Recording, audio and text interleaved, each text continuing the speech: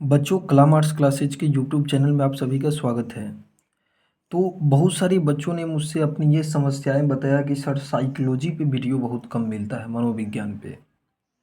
और साइकोलॉजी में बहुत सारी समस्याएं होती हैं, मनोविज्ञान की तैयारी हम कैसे करें। तो मैं आपको बताता हूँ, देखिए मनोविज्ञान का मैं एक सीरीज ला रहा हूँ। ये फर्स्ट सीरीज है।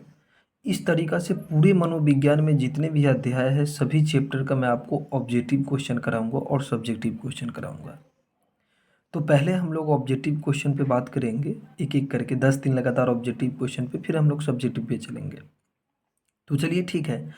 मनोविज्ञान का जो पहला लेसन है, मनोवैज्ञानिक गुणों में विभिन्नताएं, है ना। इसका पहला प्रश्न देखिएगा ऑब्जेक्टिव, इसमें मैं 30 ऑब्जेक्टिव आपको कराऊंगा। इनमें से बुद्धि लब्धि का सही सूत्र क्या है। देखिए बुद्धि लब्धि को IQ कहते हैं, इंग्लिश में क्या बोलते हैं, IQ।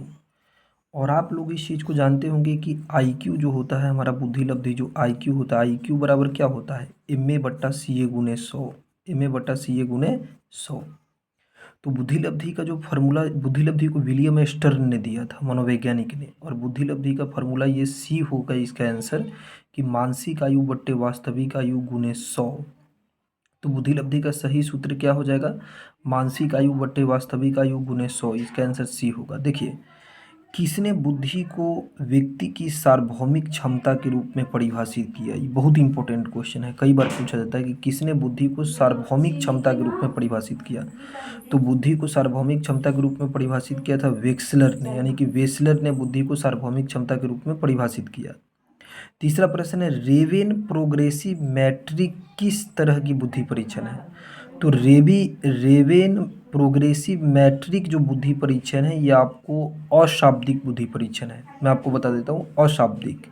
रेवेन प्रोग्रेसिव मैट्रिक अशाब्दिक बुद्धि परीक्षण है। किसने बुद्धि का त्रितत्व यानी कि त्रिचापीय सिद्धांत दिया। तो आप लोगों पढ़े होंगे कि रॉबर्ट स्टर्नबर्ग ने बुद्धि के त्रिचापीय सिद्धांत को दिया। तो 4 का आंसर हो जाएगा D।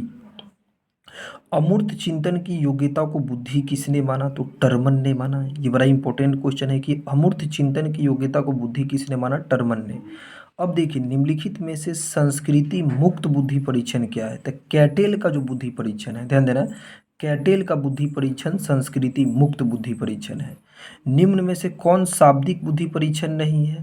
तो मैं तुमको बता दूं कि शाब्दिक बुद्धि परीक्षण निम्न में से, कौन शाब्दिक बुद्धि परीक्षण है।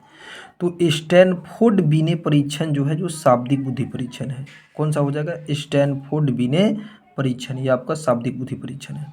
बुद्धि के द्वि कारक के सिद्धांत का प्रतिपादन किसने किया। तो बुद्धि के द्वि कारक के सिद्धांत का प्रतिपादन किया चार्ल्स स्पियरमैन ने, चार्ल्स स्पियरमैन। निम्नलिखित में से कौन गिलफोर्ड के त्रिविमापीय सिद्धांत का कारक नहीं है। तो मैं तुमको बता दूं कि इसका आंसर हो जाएगा B, संख्यात्मक की योग्यता गिलफोर्ड का त्रिमापीय, बाकी तीनों है। निम्नलिखित में से कौन सृजनात्मक चिंतन की अवस्था नहीं है। जानते हो सृजनात्मक चिंतन की 4 अवस्थाएं हैं, जिनमें धारणा जो है, कॉन्सेप्ट, ये सृजनात्मक चिंतन की अवधारणाएं नहीं है, धारणा। अच्छा अब आगे देखो, मानसिक उम्र मापता है तो बुद्धि के निरपेक्ष स्तर का मापता है। तो 11 का हो जाएगा ये निरपेक्ष स्तर। बुद्धि को अमूर्त चिंतन की योग्यता के रूप में किसने परिभाषित किया। तो मैं तुमको बता दूं, टर्मन ने बुद्धि को अमूर्त चिंतन की योग्यता कहा। किसने कहा बुद्धि को अमूर्त चिंतन की योग्यता, टर्मन ने कहा। अब देखो आगे क्या है, बुद्धि के विषय पर शोध कार्य करने वाले पहले मनोवैज्ञानिक कौन थे। तो बीने थे। और मनोविज्ञान में सर्वप्रथम बुद्धि परीक्षण की शुरुआत किसने किया। तो बीने हो जाएगा। बुद्धि का एक कारक का भी सिद्धांत किसने दिया। तो बीने हो जाएगा। बीने ने बुद्धि के एक कारक का सिद्धांत दिया। बुद्धि लब्धि के संप्रत्यय को किसने किया, मैं बताया हूँ, बुद्धि लब्धि IQ को दिया था विलियम स्टर्न ने। तो 16 का आंसर हो जाएगा C। एक औसत या सामान्य व्यक्ति की बुद्धि लब्धि कितना होती है। मैं वो देखो 90 से लेके 110 तक के बीच में होता है। एक औसत या सामान्य व्यक्ति की बुद्धि लब्धि 90 से 110 बीच में होता है। देखो ये प्रश्न भी कई बार एग्जाम में पूछा गया है। संवेगात्मक बुद्धि का प्रतिपादन किसने किया, EQ का। तो सेलोबी और मेयर ने किया। इसका C हो जाएगा आंसर। 18 का आंसर C, संवेगात्मक बुद्धि का प्रतिपादन सेलोबी और मेयर ने। ये प्रश्न भी आपके एग्जाम में कई बार पूछा गया है। थर्स्टन के अनुसार बुद्धि के कितने प्राथमिक मानसिक योग्यता उपस्थित होते हैं, 7। देखो इसे 3 प्रश्न बना कि बुद्धि की प्राथमिक मानसिक योग्यता को किसने दिया, थर्स्टन ने। और थ्रस्टर ने बुद्धि की प्राथमिक मानसिक योग्यता को कितने भागों में बांटा, तो 7 भागों में। अब देखो आगे क्या बोलता है, जिन व्यक्तियों की बुद्धि लब्धि 90 से 110 के बीच होती है उसे क्या कहते हैं, तो उसे सामान्य व्यक्ति का बुद्धि कहते हैं, सामान्य बुद्धि लब्धि वाला। संवेगात्मक बुद्धि के तत्वों में निम्नलिखित में से किसे नहीं रखा जाता है, अपने संवेगों की जानकारी सही है, स्वयं को प्रेरित करना ये भी सही है, दूसरे के संवेग को पहचाना सी गलत है, दूसरों को धमकी देना यह संवेगात्मक बुद्धि में नहीं आता है। देखो, जिन व्यक्तियों की बुद्धि लब्धि 80 से 89 के बीच होती है उन्हें क्या कहते हैं, उन्हें मूढ़ व्यक्ति कहते हैं। जिन व्यक्तियों की बुद्धि लब्धि 80 से 89 के बीच होनी उन्हें मूढ़ कहेंगे। प्राथमिक मानसिक योग्यता का सिद्धांत किसी ने दिया, तो थ्रस्टर ने दिया, तुम जानते हो। किस वर्ष बुद्धि का पास मॉडल विकसित हुआ, 1994 में। बुद्धि का पास मॉडल कब विकसित किया, 1994 में। गार्डनर ने अभी तक बुद्धि की कुल कितने प्रकार के बुद्धि की पहचान किया है, तो गार्डनर ने 8 प्रकार के बुद्धि को पहचाना है। हार्वर्ड गार्डनर जो बहुबुद्धि का सिद्धांत दिया था, और बहुबुद्धि के सिद्धांत में गार्डनर ने 8 प्रकार के बुद्धि का पहचान किया, तो ये डी हो जाएगा आंसर। बहुबुद्धि का सिद्धांत किसने दिया, अभी बताया हूँ, गार्डनर ने दिया बहुबुद्धि का सिद्धांत, गार्डनर ने। बुद्धि के संरचना मॉडल को किसने विकसित किया, गिलफोर्ड ने। गिलफोर्ड ने बुद्धि के संरचना मॉडल को विकसित किया। अब देखो नेक्स्ट क्वेश्चन क्या है, किसने संज्ञानात्मक मूल्यांकन को प्रणाली को विकसित, अब ये बताया हम, संज्ञानात्मक मूल्यांकन प्रणाली को विकसित किया था जेपी दास और जैक नागलिरी।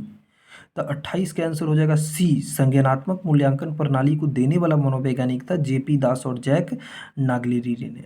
देखो 29 है, आगनात्मक तर्कना। आगनात्मक तर्कना को किसने बुद्धि का एक कारक माना, तो आगनात्मक तर्कना को जो बुद्धि का जो एक कारक माना, मैं बता दूं तुमको, थ्रस्टर ने माना। देखो गार्डनर के अनुसार निम्नलिखित में से किसे बुद्धि का एक श्रेणी नहीं माना गया, तो तार्किक गणितीय बुद्धि है, अंतर्वैयक्तिक बुद्धि भी है, स्थानिक बुद्धि भी है, जी कारक ये नहीं। जी कारक चार्ल्स स्पीयरमैन ने दिया था, जी कारक है, इस कारक ये गलत होगा। गार्डनर के ये तीनों हैं लेकिन ये सी नहीं है। गार्डनर की बहुबुद्धि में 8 प्रकार का। तो आज 30 ऑब्जेक्टिव हम लोग किए, इस पर से आगे 30 से आगे भी चलेंगे। ये कैसा सीरीज लगा, कैसे साइकोलॉजी की तैयारी हो रही है, आप कमेंट बॉक्स में बताइएगा। अगर ये वीडियो अच्छा लगा तो जी धन्यवाद, क्लमार्ट्स क्लासेज की यूट्यूब चैनल को देखने के लिए।